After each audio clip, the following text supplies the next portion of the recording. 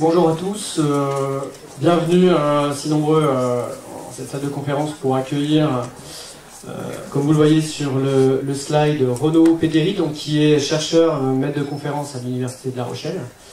Donc on a le plaisir de l'accueillir et d'écouter avec attention sa présentation sur l'intelligence artificielle. Donc a priori c'est à peu près 1 heure de présentation. N'hésitez pas par la suite, il y aura les échanges et les questions, donc pour lui poser toutes les questions. Donc vous lèverez la main et je passerai avec le micro après la conférence pour que vous puissiez poser vos questions. Merci pour votre attention. Juste pour la présentation, en fait, il y a une partie qu'on m'a demandé de faire sur un peu le métier d'enseignant-chercheur et moi ce que je fais. Avec une partie, il y aura 3 slides qui sont un peu techniques, avec quelques équations, mais le but principal, ça va être de parler un peu d'IA. Alors, je ne prétends pas traiter tous les domaines de l'IA, mais ce sera au moins des petites pistes pour qu'on puisse discuter après. Il y a certainement des choses qui seront oubliées et autres. J'essaie d'être un peu exhaustif, mais voilà. Donc il y aura une réflexion un peu sur l'IA, voilà, les défis, les potentialités. Et puis il y aura aussi, à la fin, j'ai fait un peu la demande de M. Gossin, une petite partie sur IA éducation, parce que ça nous concerne tous en tant que je suis aussi enseignant, donc voir un petit peu voilà, les pièges, et puis ça peut être aussi prometteur à la fois pour les étudiants, enfin les élèves et les enseignants. Donc, pour parler de moi, parce que c'était une raquette, ce que c'est qu'un enseignant-chercheur, ce n'est pas toujours bien su. C'est-à-dire que, comme le nom indique, je fais de l'enseignement, et je suis chercheur. Alors l'enseignement à l'Université de La Rochelle, donc ça c'est pour l'enseignement, et la recherche dans un laboratoire qui s'appelle le laboratoire MIA, mathématiques, images et applications. Donc on fait des mathématiques fondamentales jusqu'aux mathématiques appliquées, qui est plus mon cas, dans les traitements du cinéma. Enseigner en informatique, donc là, pour le côté enseignement, je suis plus en informatique. Donc des élèves, peut-être certains parmi vous feront informatique à l'université, donc on aura l'occasion de se voir. Et en recherche, vision par ordinateur et apprentissage. Donc je développerai un peu ce que c'est. On peut regrouper ça dans IA, maintenant c'est le terme à la mode, mais c'est un peu plus précis que ça. Et pas mal d'à côté aussi, le métier d'enseignant-chercheur, il y a aussi, comme vous aussi, les collègues de lycée, l'administratif, voilà, la vulgarisation scientifique, des choses comme ça, donc il n'y a pas que ça. Donc il y a des stages et d'autres. Alors au niveau de l'enseignement, pour mon cas, mais pour que vous ayez un peu voilà, une idée de ce que je fais, puis, beaucoup de programmation, puisqu'on fait de l'informatique, donc la programmation en différents langages.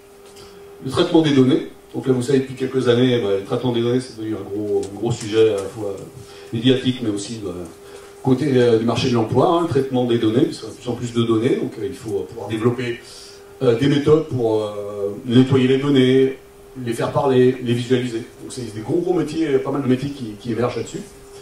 Et vision par ordinateur, donc la vision par ordinateur, si vous voulez, c'est développer des algorithmes, on va dire d'intelligence artificielle ou d'apprentissage, mais en ayant comme entrée la vision, c'est-à-dire images et vidéos. C'est principalement là-dessus que je me suis spécialisé. Je reviendrai un petit peu là-dessus. Et en recherche, c'est même notamment lorsqu'on enseigne en master, généralement on le fait dans les domaines de recherche, pour faire la liaison entre l'enseignement et la recherche. Donc moi c'est le traitement des images et des vidéos, et l'apprentissage machine, alors ce qu'on appelle maintenant IA, mais l'IA en fait veut tout dire et rien dire. L'IA, c'est un vieux terme. Maintenant, on entend parler que d'IA, mais il y a différents sous-secteurs dans l'IA. Je préfère dire l'apprentissage machine, et on verra pourquoi dans la suite, pourquoi on appelle ça de l'apprentissage, plus que de l'IA. Bon, l'enseignement, juste pour vous donner un peu quelques idées. Donc la programmation, maintenant, principalement, c'est en Python. Vous avez déjà, peut-être, je crois que vous en faites, en plus au lycée, pardon. Au collège, ça commence un petit peu.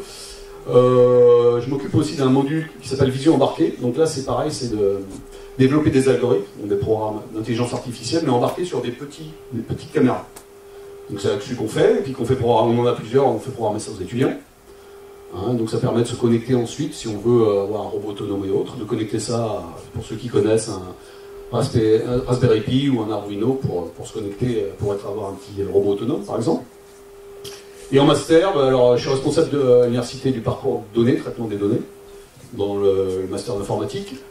Et donc là, je fais plutôt des choses un peu plus poussées sur l'acquisition, la compression, le traitement de données. Juste pour là. Et on forme des gens qui sont moins experts en traitement de données, data analyst ou data scientist. Donc, dans les entreprises, il y a besoin de plus en plus aussi de gens qui savent faire parler les données, hein, parce que maintenant les données c'est plus vraiment un problème, mais ce qui est un problème c'est de les faire parler, et puis surtout ce qu'on appelle les annoter, c'est-à-dire de savoir en fait mettre ce qu'on appelle un label sur les images. J'y reviendrai un petit peu. Donc ça c'est pour la partie enseignement, et la partie recherche que je vais un peu plus développer, jamais. Donc moi je suis chercheur en vision par ordinateur et apprentissage machine, comme je l'ai dit, et depuis 10 ans, je cherche sur un domaine qui est la reconnaissance et l'analyse d'actions humaines, du mouvement humain, dans des vidéos. Ok, et principalement orienté vers l'analyse du mouvement sportif. Et ça, c'est alors pourquoi je présente ça, c'est pas que pour parler de moi, mais c'est aussi un bon exemple pour illustrer les différentes étapes d'un problème en IA. Parce qu'on va voir, hein, l'IA, c'est pas juste appuyer sur un bouton pour avoir directement une solution, mais il y a tout des phases préparatoires, donc on va vraiment développer un problème en IA. Ok. Donc, c'est là où ça peut être un peu technique, mais la problématique tout le monde, est compréhensible par tout le monde, c'est juste sur la fin, voilà. Et si vous voulez, à la fin de cette partie un peu de présentation de recherche, comme petite pause, donc si vous avez des questions spécifiques là-dessus, vous les poserez, sinon on passera sur l'exposé plus général sur l'IA. Donc, voilà. Au niveau recherche, je m'intéresse à l'analyse de la performance sportive par des méthodes d'intelligence artificielle.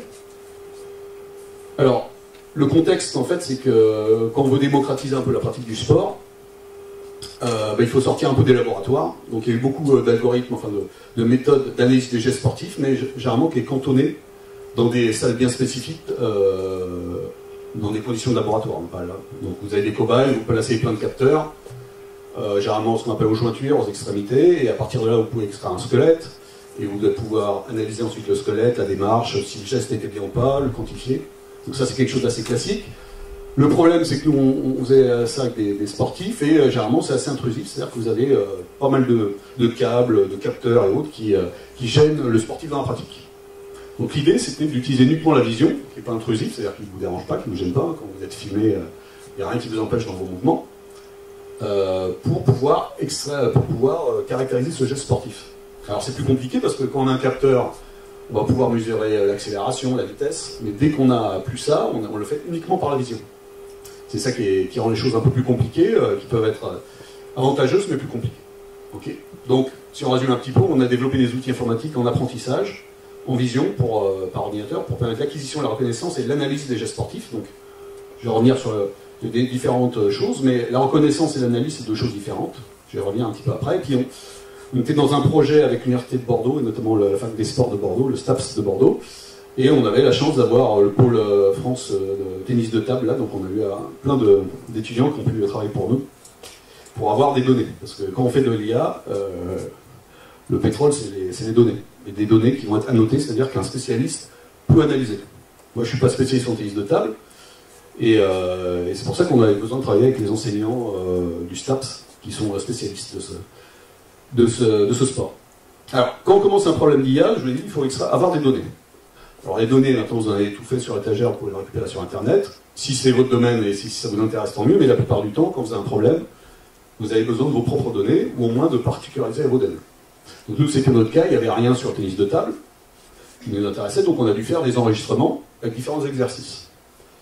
Alors, pareil pour les données, pour prendre un peu de recul sur les données lorsqu'on fait de l'apprentissage artificiel, l'intelligence artificielle, les données, il faut les prendre les plus variables possibles. Si vous faites, par exemple, le cas de tennis de table, vous faites toujours le même coup droit avec le même effet, vous allez être super bon pour reconnaître ce type de coup, mais dès que quelqu'un va faire un revers avec un effet rétro, par exemple, votre algorithme n'aura pas pris là-dessus et donc ne saura pas reconnaître. Donc dès que vous faites de l'acquisition de données, vous essayez d'être le plus variable possible, de pouvoir, de manière exhaustive, trouver tous les cas possibles qui vont se présenter ensuite quand vous testerez en vrai votre algorithme, votre programme.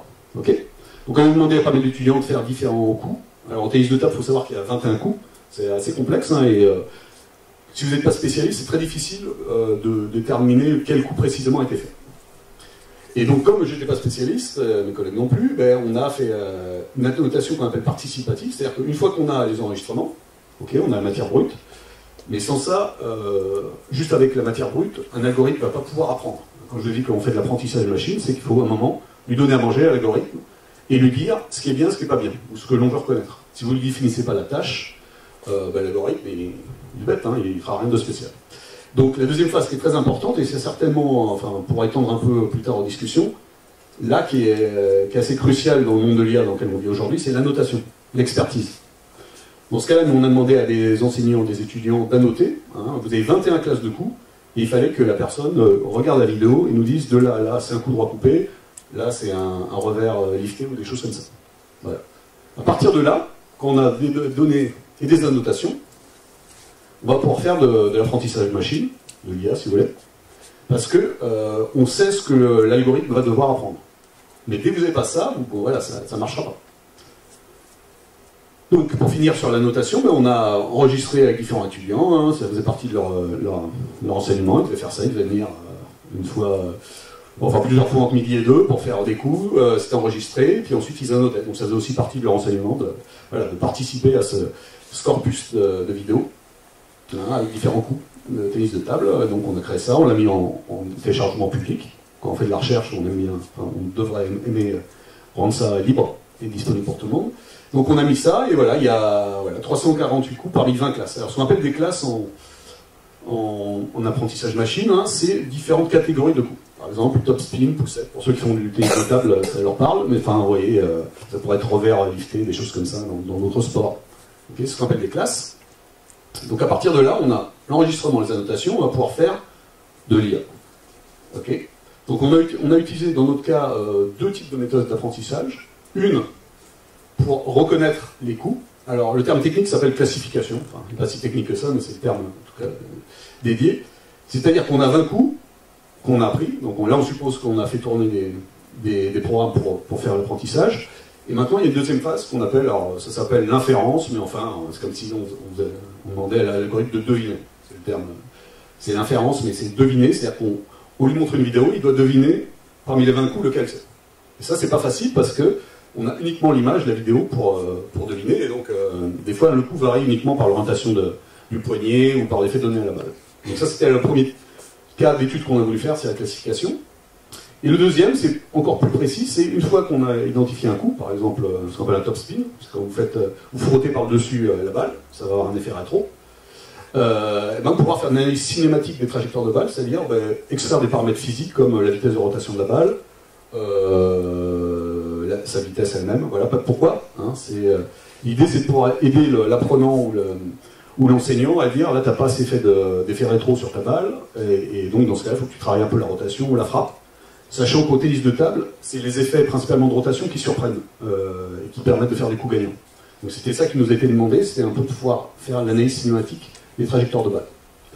Alors un petit aparté sur des termes, c'est l'occasion qu'on entend pas mal, mais pour vous dire un petit peu ce que c'est, hein, sur les réseaux de neurones, je pense que vous avez tous entendu ce que c'est. Hein, donc c'est pareil, hein, c'est comme l'IA, c'est des vieux termes hein, qui ont été remis à la mode récemment, mais les systèmes d'IA actuels les plus performants utilisent ce qu'on appelle des réseaux de neurones.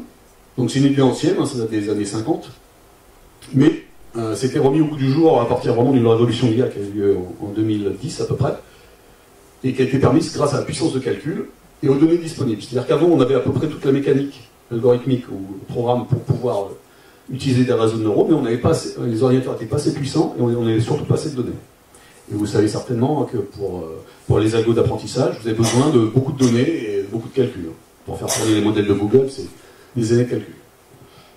Donc à l'origine, c'est inspiré par le système neuronal biologique, donc c'est pour ça qu'on appelle réseau de neurones. Là, dire que c'est un cerveau, c'est quand même un pas qu'on ne va pas franchir. Et donc, dans notre cas, on a des données annotées. Donc annotées, c'est-à-dire qu'on a dit c'était ce coup-là, par exemple c'est un top spin. Et le but c'est ce qu'on appelle la classification supervisée, c'est-à-dire qu'on va essayer de deviner, quand on a une vidéo inconnue, quel est le type de coup. Alors pourquoi il est supervisé? C'est que, comme je vous l'ai dit précédemment, quelqu'un, un expert, a posé une étiquette sur ce que le programme devait apprendre, et donc il est supervisé par quelqu'un. Il existe des classifications non supervisées, c'est-à-dire là on ne connaît rien, et on regarde un petit peu s'il y a des groupes qui se font. Ça s'appelle du clustering, mais c'est un autre problème. Nous, notre cas était supervisé.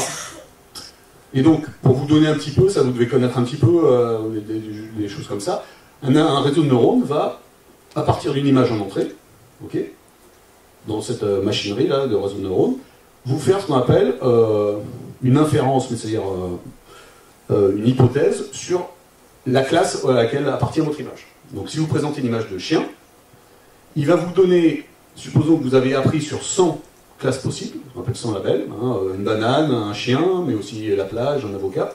Il va vous dire la probabilité, il ne vous dit jamais oui ou non, c'est toujours en termes de probabilité, que ça soit un chien. Donc si votre algo est bon, il va vous dire c'est un chien à 99%. Si en fait il confond les chiens et les chats, il vous dit c'est 50% un chien, 50% un chat. Voyez. Donc tout ça, ça va dépendre de comment vous faites votre réseau de neurones, mais surtout aussi de ce que vous lui passez en entrée. Hein, si vous lui passez tout sauf des chiens, lorsque vous faites l'entraînement, quand vous lui présentez un chien, il ne va jamais être capable de reconnaître un chien. Okay, donc il va le répartir dans les classes qu'il connaît à peu près. Voilà, donc pas pour faire trop long sur la partie un peu scientifique, mais donc c'était notre problème, et vous voyez, on a 20 classes, donc là c'est le résultat. On a 20 classes, hop, ça marche mon truc, on a 20 classes de coups, alors on les voit pas trop, mais c'est des coups typiques de tennis de table, ceux qui connaissent, hein. Des revers poussés, des revers liftés, des choses comme ça. Et le programme doit deviner quel est le coup qui est fait. Donc ça c'est la vidéo requête en entrée, à gauche, et en sortie, vous avez donc, ce qu'on appelle un vecteur de classification, c'est-à-dire qu'il va vous dire à 40% je pense que c'est un coup droit offensif. Voyez. Et la vraie classe, parce qu'on sait ce que c'est indiqué par la flèche. Donc vous voyez, quand c'est comme ça, c'est bon.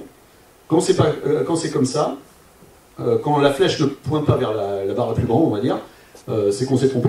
Bon, des fois on se trompe, des fois on se trompe pas, mais le problème est assez difficile. Et on avait en moyenne 87% de coups bien classés, ce qui était pas mal, vu la difficulté du problème.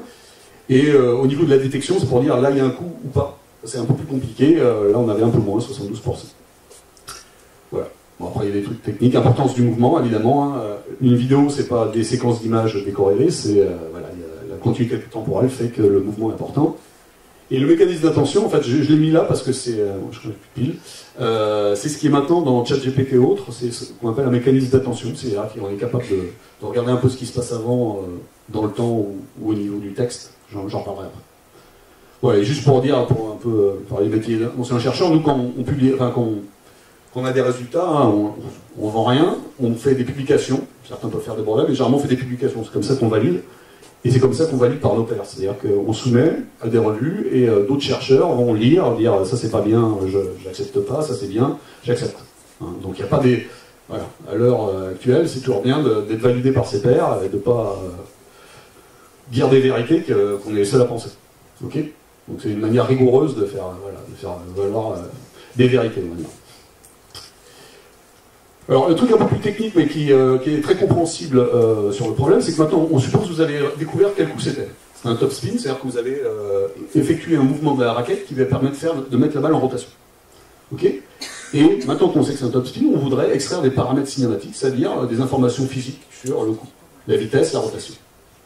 Notre problème qu'on a ici, c'est qu'on a une seule caméra, donc en fait, on filme un monde 3D, la scène, mais on n'a qu'un monde 2D pour le représenter, c'est-à-dire qu'on a une projection de notre scène sur une caméra. Quand vous avez une caméra, vous projetez tout sur 2D, donc vous avez une vision partielle des choses. Il y a des illusions d'optique qui sont basées là-dessus. Et le but du jeu, c'est de reconstruire en 3D ces trajectoires à partir d'une seule caméra. Bon, voilà. Donc, je ne vais pas trop détailler comment on fait, mais l'idée, c'est que voilà, plus un objet est loin, plus il est grand, et que plus il est petit, pardon, et plus il est près, plus il est grand. Nous, ce qu'on a aussi, c'est qu'on a une balle qui suit un mouvement physique, okay, et donc on va pouvoir utiliser les équations physiques de trajectographie. Donc c'est des choses très classiques, sauf qu'il y a une force qui est très importante dans notre cas. Donc vous voyez, si vous faites le bilan des forces pour ceux qui ont fait de la physique, hein, vous avez la force de gravité, vous avez la force de frottement, on appelle drag en anglais, la vitesse en rouge, et vous avez une autre force qu'on appelle FL, lift, ou la force Magnus, qui est très importante parce qu'elle est liée à la rotation de la balle. Alors ceux qui aiment le foot connaissent peut-être le coup franc de Roberto Carlos, hein, où il part dans une certaine direction.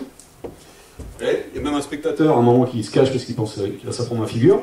Mais avec l'effet de spin, de rotation, ça incurve la courbe et ça, voilà, ça lui donne une trajectoire surprenante pour le garder. Okay, donc quand on fait un coup franc au foot, on essaie toujours de faire tourner la balle pour donner de l'effet. C'est classique.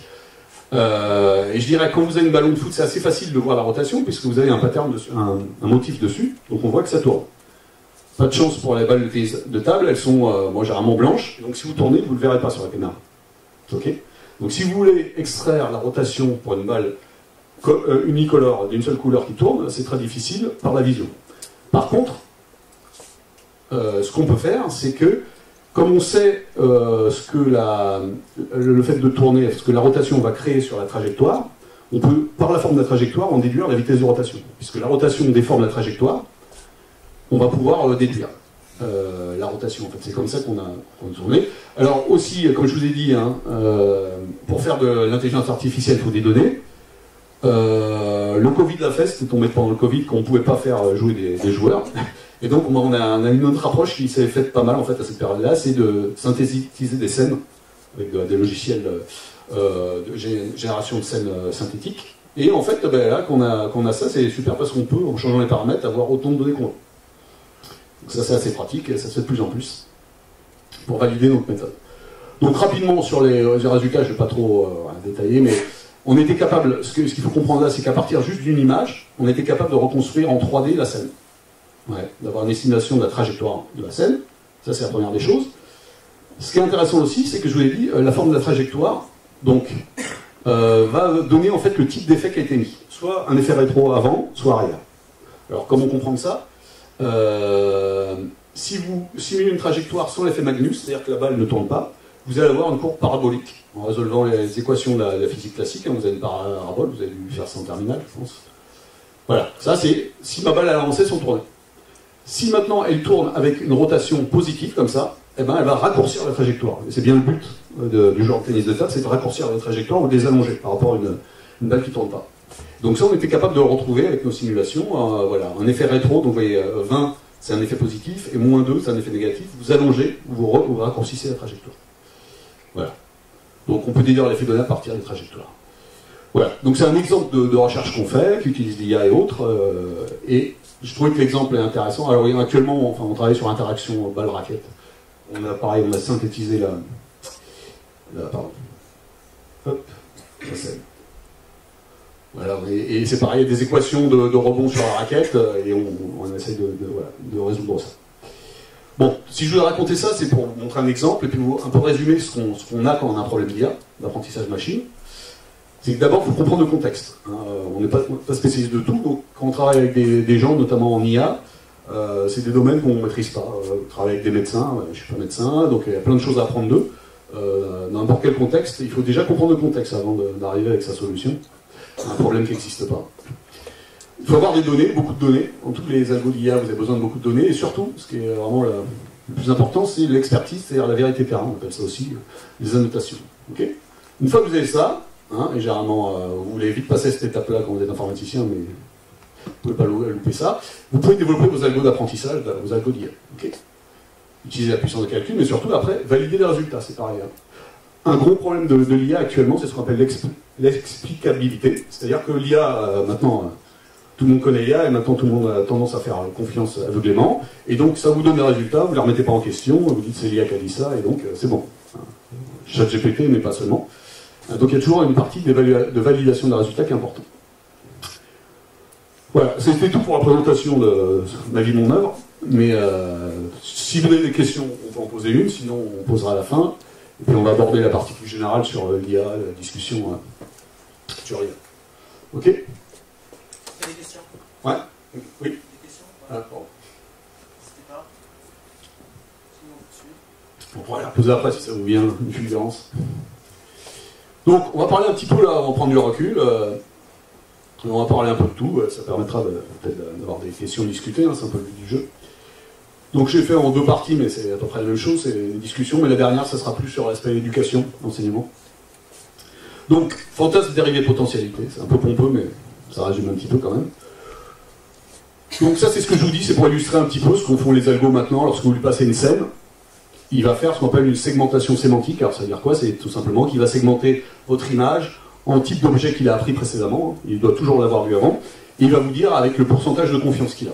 Alors, mon truc marche plus, n'est-ce pas? Vous voyez, pour lui, ça c'est une personne à 64, c'est là, à 74%, et c'est là à 99%.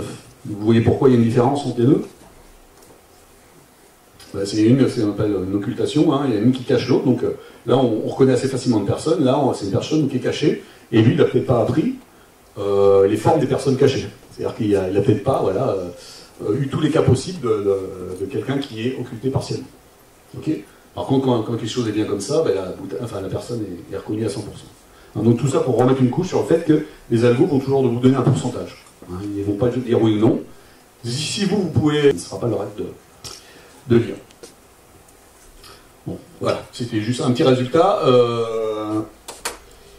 Alors, ce qu'on va discuter un peu, c'est l'apport de l'IA, la méfiance de l'IA, qu'on entend beaucoup maintenant. C'est l'IA, ça devient même négatif, hein, presque.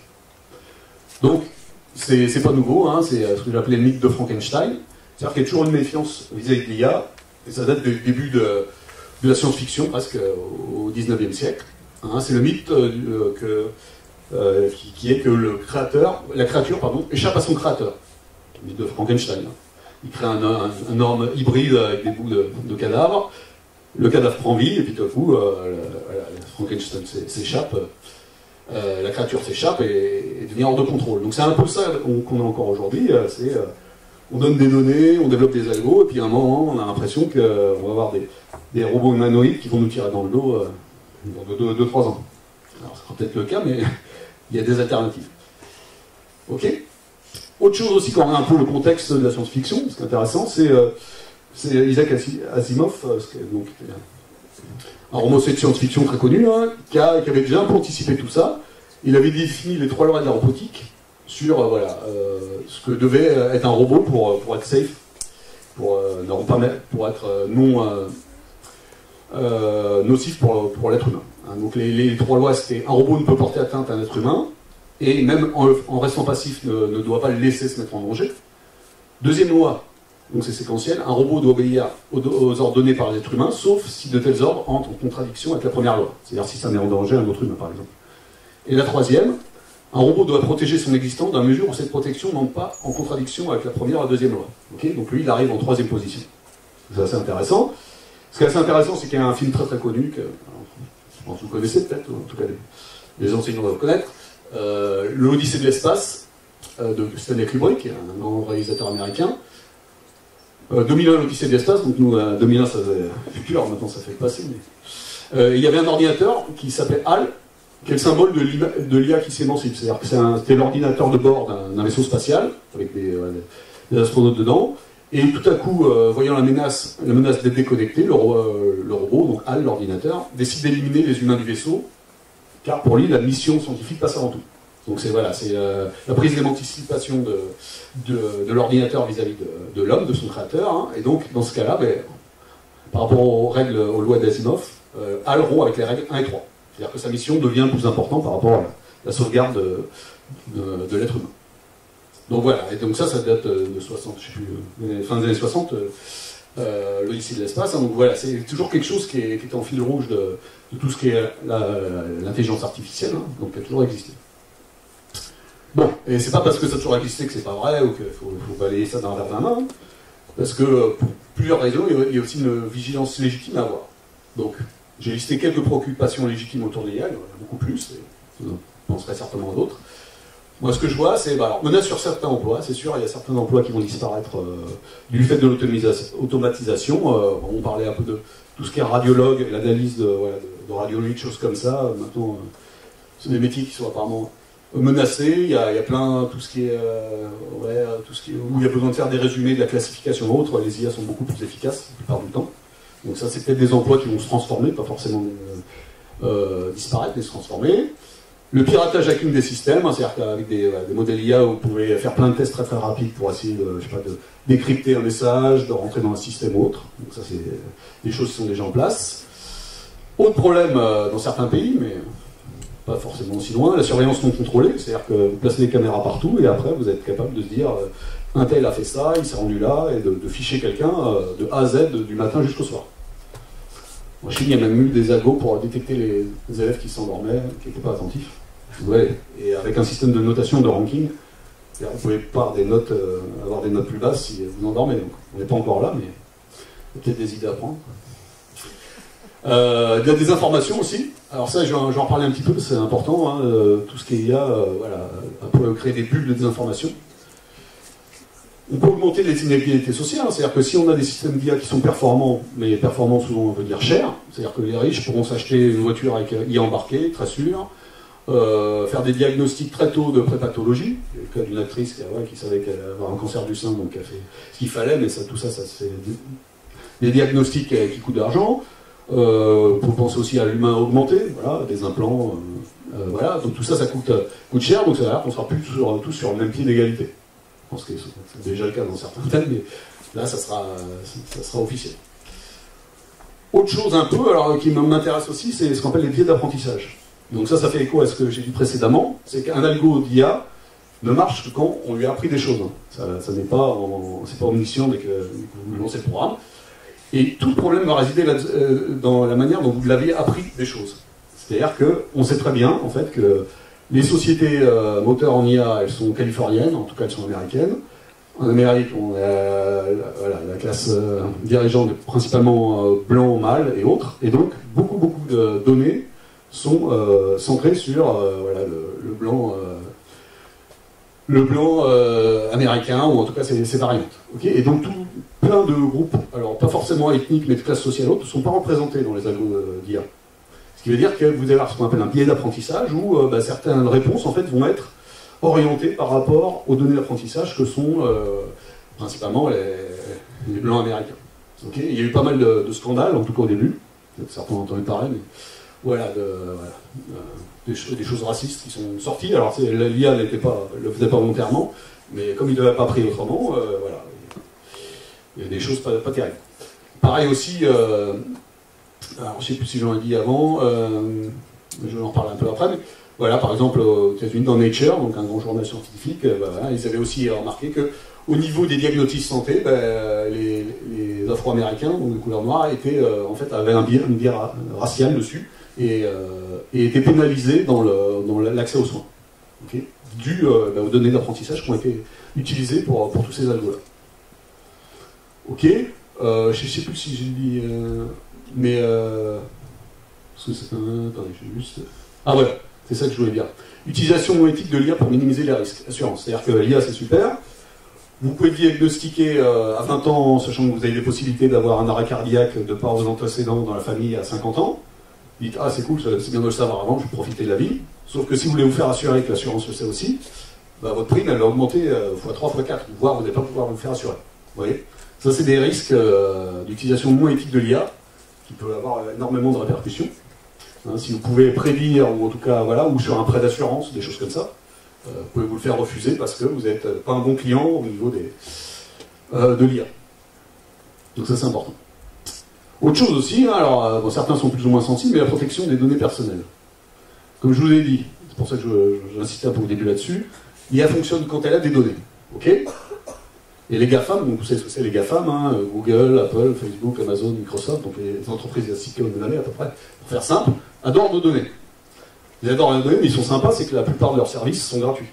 Ok, Google, tout ça, vous ne payez rien, bon, Apple, Facebook, autres, vous rentrez des données sans le savoir. Et donc, comme vous ne payez pas, vous dites c'est pas grave, d'ailleurs j'ai rien à me reprocher, autre. Alors le problème de ça, c'est, comme on dit, ça peut être un slogan, c'est si c'est gratuit, c'est que c'est vous le produit. C'est-à-dire que, en fait, vous donnez en cliquant ici. Alors ça peut être très très insidieux, c'est-à-dire juste le fait de naviguer telle page ou telle page, ça peut vous faire une signature typique d'un étudiant de 20 ans à La Rochelle. Voilà. Vous regardez, je sais pas, les planches de surf et autres, vous le regardez à quelle heure, tout ça. En croisant les données, on peut avoir un profil à peu près de qui a cliqué. Ok, donc toujours se méfier des choses gratuites, c'est qu'ils ne font pas pour la beauté de la science ou autre, ils le font pour faire de l'argent, donc il y a forcément un modèle économique derrière. Ok. Autre chose très importante dans les dangers de l'IA, c'est les manipulations. Alors, une très, très embêtante qui a vu l'élection, personne peu recommandable, en tout cas qui en tout cas peut contraindre certaines élections, c'est ce qu'on appelle la bulle cognitive. C'est-à-dire que, par exemple, les algos sous Facebook ont tendance à vous proposer du contenu en accord avec ce que vous avez cliqué précédemment, et ainsi de suite. Donc, vous allez converger vers ce qu'on appelle une bulle cognitive, c'est-à-dire qu'avec des gens qui pensent comme vous, qui vont proposer des contenus que vous approuvez, et donc vous n'aurez plus de remise en question de diversité dans les propos qu'on vous présentera. D'où la création de clusters, de groupes de personnes qui pensent pareil, et ça c'est un terreau extrêmement favorable aux conspirationnistes, puisque si vous êtes un à penser une bêtise, on dit arrête tu dis des bêtises, mais si vous en êtes 10 à penser, vous allez dire ah oui c'est peut-être vrai. Ok. Donc ça c'est vraiment un impact, ça c'est des impacts très, très importants. Puis il y a aussi les deepfakes, donc ça j'ai mis ça, alors il y a une traduction mais c'est pas vraiment important, mais c'est un exemple. Attendez, je ne sais pas si ça marchait. President Trump is a total and complete dipshit. Bon, ceux qui comprennent l'anglais comprendront, mais... You see, I would never say these things. At least not in a public address. But someone else would. Someone like Jordan Peele. Oui, hein. Donc ceux qui connaissent Obama ou la voix, c'est vraiment l'intonation l'autre. La voix de l'acteur a été modifiée par l'IA, mais c'est pas que ça, c'est aussi le mouvement des lèvres, tout ça ont été modifiés par l'IA. Quand vous regardez ça, vous avez l'impression que c'est Obama qui parle. Alors pour ceux qui ont reconnu un peu, il n'était pas très sympa avec Trump. Ok. Bon, et puis il y a plein d'autres utilisations des deepfakes qui sont encore moins sympas. Donc tout ça, ben, voilà, c'est évidemment ça mélangé. Et il y a très peu de régulation là-dessus. Pour l'instant, on est encore aux prémices de tout ça, il y a peu de régulation. Je vais en parler un peu après, mais voilà, c'est pas encore très cadré. Autre point auquel on ne pense pas du tout, c'est le coût écologique de l'IA. Hein, voilà, quelques chiffres, pour avoir une petite idée. Une requête sur un assistant comme ChatGPT consomme à peu près 10 fois plus d'électricité qu'une recherche classique sur Google. Donc, vous tapez dans le moteur de recherche une requête. Si vous faites la même dans ChatGPT, vous avez une consommation électrique 10 fois plus grande. Pour chaque gigaoctet de données traitées, un gigaoctet c'est pas énorme, hein, pas un film, environ 7 kg de CO2 sont émis. Vous vous rendez compte? Les centres de données consacrés à l'IA au minage de crypto-monnaies, donc minage c'est les crypto-monnaies, bon, je sais pas, c'est pour faire des calculs pour les crypto-monnaies, on consommait près de 2% de la demande mondiale hein, en électricité. C'est-à-dire qu'on va bientôt, chaque année, avoir la consommation d'un pays très avancé technologique comme le Japon. Le besoin de calcul informatique pour l'IA a été multiplié par 1 million en 6 ans, hein, depuis que ça a explosé, voilà, selon le patron de Google, mais c'est pas terminé. Ça c'est pour l'électricité, l'énergie. Au niveau de l'eau, c'est pas mieux. Hein. Pour 20 à 50 questions à ChatGPT, 1 demi-litre d'eau sont utilisés. Pardon. Les centres de données de Google aux États-Unis ont consommé eux seuls 12,7 milliards de litres d'eau douce en 2021. Donc j'ai pas le chiffre pour aujourd'hui, mais ça doit être assez énorme.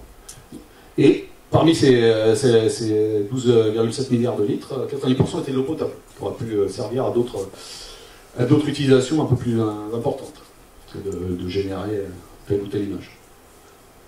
Voilà. Donc ça c'était pour les aspects, je dirais, il faut être vigilant et les dangers, pour le dire un peu simplement. Bon, après il y a des aspects importants. Alors dans le multimédia, il y a des choses sympas, rigolotes. Hein, deepfake, on peut aussi faire pour le divertissement. Par exemple, The Irishman a permis de rajeunir De Niro de quelques années. Hein, je vous ai montré. Voilà. Donc ça se fait automatiquement, c'est bien pour le cinéma. Voilà, on peut transformer. C'était pour rigoler. J'ai montré ça en sortie de Covid, donc on peut faire des visios en pyjama et puis, grâce à l'algo, se mettre en costume. Bon, c'est sympathique. Il y a des choses quand même qui sont beaucoup plus importantes et intéressantes. Les véhicules autonomes, hein, statistiquement, un véhicule autonome est beaucoup plus fiable et moins mortel qu'un être humain. Ça, c'est déjà le cas. Autre point très important, les diagnostics médicaux assistés par l'IA. Hein, pour certains domaines, c'est comparable, voire meilleur que les experts. Alors pourquoi? C'est qu'un expert dans sa vie va peut-être voir, je sais pas, 1000 radiographies, je sais pas, 1000 images d'une même pathologie. Une IA peut voir des millions, voire des milliards de données. Hein, donc voilà, c'est pas un combat égal. C'est pas que l'humain est mauvais, c'est qu'il n'y a pas du tout la même expérience. Hein, il y avait récemment un article dans Le Monde où un enfant consulte 17 médecins et est diagnostiqué par ChatGPT. Et donc il y a quand même des cas qui sont possibles. Prévention des risques. Donc ce que je vous disais, en inconvénient, peut être aussi un avantage. Hein. Si vous savez que vous avez des risques de telle ou telle maladie, ben, vous pourrez en conséquent y remédier ou en tout cas faire attention. Notamment pour ce qui est maladie génétique. L'aide à l'autonomie. Hein, vous avez des assistants automatiques, ceux qui ont des dyspraxie, dyslexie, tout ça. Il y a des assistants maintenant très performants. Il y a des IA qui permettent de remettre en forme pour des gens qui ont des difficultés à rédiger. Il y a des choses très très efficaces, il ne faut pas hésiter à l'utiliser. Voilà, des choses un peu plus futuristes, des exosquelettes intelligents, hein, pour les gens qui sont handicapés hauteur, pouvoir se déplacer. Donc tout ça, c'est très positif. Alors ce que je disais, c'est que la législation est encore très très récente. Hein, il y a encore très peu de lois. En 2022, il y a le Digital Services Act de l'UE qui impute aux hébergeurs la responsabilité des contenus. Donc ça, c'est un pas important pour responsabilité, parce qu'avant tout le monde s'en lavait les mains. Hein. Une prochaine étape serait le code des algorithmes en open source, c'est-à-dire que les moteurs, par exemple de Google ou autres, on ne sait pas quelle est la mécanique derrière. Et si on le savait, ben, on pourrait agir en conséquence. Là, pour l'instant, c'est une sorte de boîte noire et ça recrache un résultat sans qu'on sache forcément ce qui s'est passé derrière. Ce qu'on appelle l'explicabilité, c'est quelque chose qui n'est pas encore très très avancé. Voilà, donc ça c'était pour la question générale. J'ai fait un petit focus sur quelques slides sur l'intelligence artificielle et l'apprentissage, pour intéresser les élèves et les enseignants, au moins pour en discuter. Alors dans le domaine de l'éducation, alors j'ai appelé ça IA générative, je vais en parler juste après, pourquoi on a parlé d'IA générative, éducation. Donc la question qu'on peut se poser, c'est un atout pour l'apprentissage ou un risque de perte de compétences? Alors c'est un problème qui est très chaud, comme on dit. Il y a eu un rapport de l'UNESCO en 2023, hein, donc c'est en anglais, mais c'est au coup de le lire, voilà, qui dit bien que les outils comme ChatGPT puissent souvent générer des réponses qui semblent raisonnables, on ne peut pas compter sur l'exactitude, ok. Plus souvent les erreurs passent inaperçues, à moins que l'utilisateur ait déjà une solide connaissance du sujet en question. Donc si on reprend ça dans le prisme de l'éducation, c'est-à-dire que pour les utiliser, il faut déjà savoir ce qu'on va avoir. Et ce qui est vrai en fait. Pour les utiliser intelligemment, il faut déjà savoir une idée de ce que ça va nous ressortir. Parce que si vous avez déjà testé ChatGPT, je pense que tout le monde l'a fait, il est toujours sûr de lui. Hein. Il va t'annoncer que 3 égale à 2, mais il ne dévissera pas et il est toujours très très sûr de lui. Donc si vous n'avez pas un peu de recul, vous goberez que 3 égale 2, il n'y a pas de problème. Ok. Donc c'est un rapport de l'UNESCO. Et donc juste pour qu'on soit clair sur les termes hein, et ce qu'on appelle IA générative, parce que l'IA on l'entend à toutes les sauces, on ne sait jamais trop ce que c'est. Ce qu'on utilise là, principalement, en tout cas au grand public, c'est ce qu'on appelle l'intelligence artificielle générative. Donc c'est un système d'intelligence artificielle capable de générer du texte, des images, des vidéos ou d'autres médias, en réponse à des requêtes qu'on appelle des prompts. Peut-être entendu ce mot-là. Ok. Donc pour le texte, ça vous connaissez bien. J'ai mis des termes qu'on entend un peu dans la presse, donc c'est pour, voilà, ça vous parle. Ces modèles qu'on appelle Large Language Model, LLM, ils apprennent à partir de vastes quantités de texte. Toujours la même idée, les systèmes IA ont besoin de données, d'apprendre. C'est pour ça que j'appelle souvent ça l'apprentissage machine. C'est que si vous lui donnez rien, il ne va rien apprendre. Ok. Et le système est assez basique hein, sur tous ces ChatGPT ou autres. C'est vous lui passez plein de textes, et lui il va regarder les structures des phrases, des mots, et regarder un petit peu ce qu'on appelle les corrélations, c'est-à-dire, lorsqu'on a mis un mot, quel est le pourcentage de chances que ça soit un autre mot après. Par exemple, ce soir je vais manger une. Voilà, donc si il était en Italie, ça sera pizza. C'est pas de glace aussi, mais... Voilà, il y a des probabilités d'apparition de mots, et vous connaissez tous la saisie prédictive, où on va vous proposer un ensemble de mots. C'est basé sur des apprentissages de textes. Évidemment, ça dépend de la culture, de la langue, tout ça. Hein, c'est des contextes dépendants, comme on dit. Et voilà. Et l'idée, c'est assez simple, hein, c'est qu'il va prédire le mot suivant suivant une séquence donnée. Alors les modèles LLM, ils peuvent regarder avant et derrière sur une période très très longue, mais c'est libre. Et l'apprentissage permet de capturer la structure, les nuances de la langue. Donc pour le texte, vous avez ChatGPT, vous connaissez, Gemini, Claude, Llama, donc certains sont plus ou moins précis. Et pour les... je marche plus mon truc, c'est pas grave. Et pour les images et vidéos, c'est des idées très similaires, hein, sauf que c'est pas le mot qui va regarder ses voisins, c'est un pixel qui va regarder son voisinage. C'est comme ça que tous les algos génératifs d'images vont pouvoir synthétiser des nouvelles images. Alors elles ne sont pas si nouvelles que ça, puisqu'il a quand même appris sur des données. Et là, ce qui est basé derrière, c'est pareil, c'est pour votre culture, hein, mais c'est des GAN, Generative Adversarial Networks, c'est le modèle qu'il y a derrière. Mais l'idée, c'est un peu pareil. On apprend et on regarde en fait les structures qui apparaissent lors de l'apprentissage. Voilà. Et donc, certains ont peut-être dû jouer avec ça, je sais pas, DALL-E, Midjourney, table de diffusion, c'est pour s'amuser à générer un canard dans l'espace qui fait du surf. Voilà. C'est ça. Vous aurez consommé 10 litres d'eau, mais ça sera rigolo. Ah, donc voilà, par exemple, des algos pour faire vieillir. Hein, voilà, tout ça, c'est avec ces réseaux-là. Hein, donc, tout à l'heure, on rajeunissait, on peut aussi vieillir. Et voilà, ça, à la fois, ça recrache des données, des choses qui ont été apprises, puis aussi, ça particularisé sur la personne qui est présentée. Il y a un mélange des deux.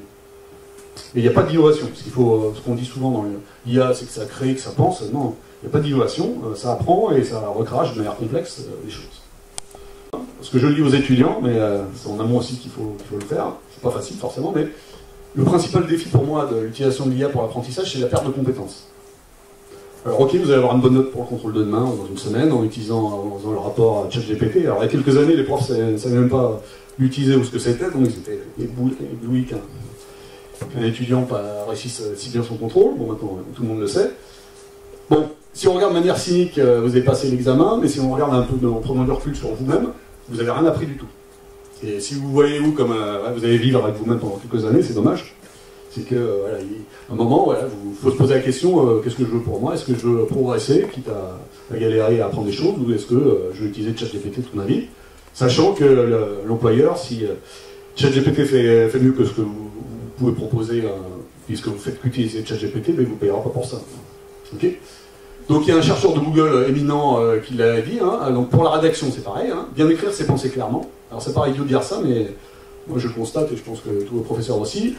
L'étudiant qui ne sait pas bien écrire ce qu'il a fait, c'est que c'est pas clair dans sa tête. Hein, alors il dit le truc, le machin, c'est qu'en fait il n'a pas compris. Donc il dit, moi juste je trouve pas le mot, mais c'est plus profond que ça. Hein, bien écrire c'est penser clairement, donc comme d'autres auteurs français l'avaient dit avant, ce qui revient à dire qu'en déléguant de plus en plus vos efforts d'écriture à l'IA, vous favorisez la lente érosion de votre propre capacité à penser clairement. C'est ça qui est très dangereux. C'est-à-dire que, ok, vous allez avoir une bonne note pour le contrôle d'après, mais progressivement, vous allez dégrader vos capacités à bien rédiger, à penser par vous-même. Et ça, c'est vraiment problématique. En ce qui me concerne pour l'informatique, des étudiants qui montent des programmes qui marchent, mais ne comprennent pas, ils ne savent pas expliquer leur ligne de code. Donc, là, ça devient embêtant. D'ailleurs, il y avait une expérience qui a été faite récemment au MIT, donc Massachusetts Institute of Technology, qui est la mecque de l'école scientifique aux États-Unis, où on avait divisé les étudiants en deux groupes. Donc il y en a un qui avait le droit d'utiliser un assistant pour le codage, peut-être que certains connaissent, qui s'appelle Copilot, et un autre en fait qui utilisait les bonnes vieilles méthodes, c'est-à-dire Google, regarder sur les forums et autres. On leur a donné donc la tâche de découvrir un nouveau langage informatique et de faire 2-3 réalisations avec ce langage-là. La première journée, ceux qui utilisaient donc l'IA ont réussi tout très très bien, alors que ceux qui utilisaient les méthodes classiques, l'ont pas fait parfaitement, ils ont pris beaucoup plus de temps et autres. Ok. Donc le premier groupe était content.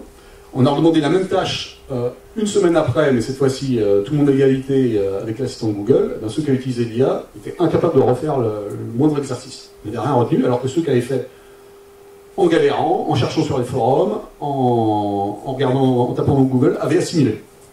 Donc la morale, elle est quoi? Alors, je l'avais traduit en français, mais ça ne rendait pas terrible. Mais ça veut dire que quand on travaille dur, qu'on galère, qu'on se trompe et autres, en fait, c'est qu'on est en train d'apprendre. On se rappelle bien de nos erreurs, on se rappelle que le cheminement on a eu, et c'est une manière importante d'apprendre. Hein. Il y a beaucoup d'études qui ont montré ça. Et quand on vous donne la réponse sans que vous ayez à réfléchir ou à galérer, en fait, vous apprenez rien. Donc certes, vous aurez une bonne note au contrôle de main, mais vous n'aurez rien appris. Ce qui va pour le code informatique, c'est pareil à peu près pour tout. Donc c'est pour moi un problème qui est assez embêtant. Donc voilà. Alors après, autrement dit, no pain, no gain. Alors si on ne galère pas, on n'a pas d'avantage. C'est ce truc qu'il faut retenir de ça. Après voilà, il y a des étudiants qui sont bien conscients, hein, c'est pas croire que ils n'ont pas bien compris, qui refusent d'utiliser les IA, qui voilà. C'est peut-être le prix à payer, c'est peut-être une note un peu moins bonne, mais vous avez augmenté vos compétences personnelles. Alors il y a aussi des opportunités, hein, je ne vais pas faire réfractaire à ça, notamment dans l'enseignement. Vous pouvez adapter et personnaliser vos apprentissages, donc ça c'est les bons aspects. Hein, demander d'avoir un contenu adapté à votre niveau, aux besoins des étudiants, avec des réponses et des retours, des feedbacks personnalisés. Donc ça c'est vraiment un gros avantage, c'est-à-dire qu'il va s'adapter, ce que fait peut-être pas toujours un cours un peu monolithique. Ok, pareil pour la rédaction des ressources, hein, il y a des très très bonnes IA qui permettent de faire des résumés scientifiques que j'utilise, ou de résumer des sources qui seraient trop importantes à voir, mais il faut toujours le prendre ça avec des pincettes.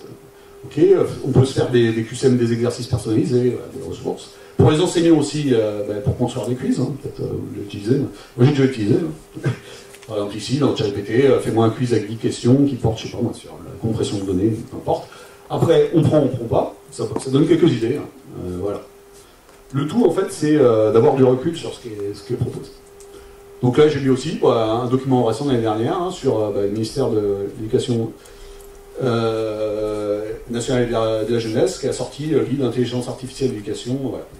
Donc il y a quelques réflexions intéressantes, je n'ai pas tout lu, mais il y a des choses qui sont intéressantes. Il ne faut pas tout rejeter en bloc. Mais, voilà. Donc pour terminer un petit peu, j'aurais fait 1 heure, c'est bien. Il ne faut jamais oublier deux choses, que derrière les systèmes d'IA, il y a des humains, ou des entreprises qui programment les algorithmes, ça c'est la première chose, donc ils font le système intelligent, et qui annotent les données. Donc il y a eu pas mal de scandales récemment, en tout cas au début de ChatGPT, où on trouvait que ça marchait super bien, il n'y avait pas de dérive, mais il faut savoir qu'apparemment, il y avait des enfants d'Afrique qui étaient payés, ou en Afrique ou en Asie, qui étaient payés pour censurer les données, les sorties des systèmes, et pour réapprendre. À chaque fois, le propre de ces algos, c'est qu'ils réapprennent sur leurs erreurs ou sur ce qui a bien marché. Et derrière, il y avait des humains, donc ce qui était vanté comme quelque chose d'automatique, c'était pas forcément tout automatique. Ok ? Donc dans le rapport de l'UNESCO, oui pour l'IA, mais en faisant attention que le développement de l'IA puisse être lié aux capacités, enfin, au développement des capacités humaines pour qu'il soit inclusif, juste et durable. C'est ce qui a été traduit. On peut être que d'accord avec ça.